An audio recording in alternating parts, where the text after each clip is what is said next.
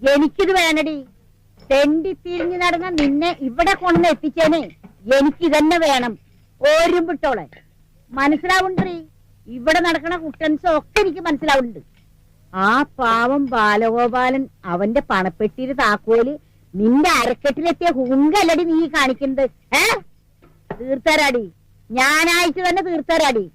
എടി, ഈ തള്ളക്ക് ഇത് നാട്ടില് പാട്ടാക്കാനേ 1/2 സെക്കൻഡ് മതിയിടി പെണ്ണെ, 1/2 സെക്കൻഡ്. നിന്നൊരു പാഠം പഠിപ്പിച്ചില്ലെങ്കിലേ ഈ തള്ളന്റെ എന്താ